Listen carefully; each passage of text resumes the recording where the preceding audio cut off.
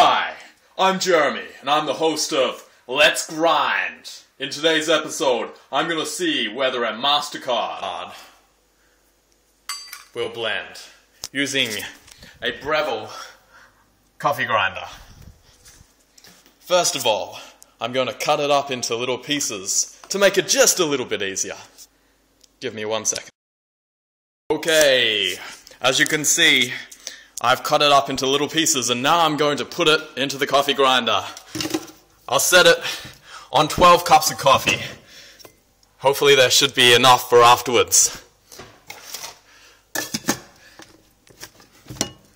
Okay, let's go.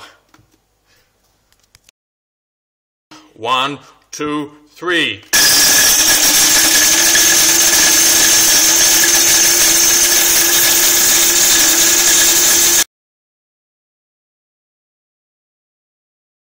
Look, what has been the result?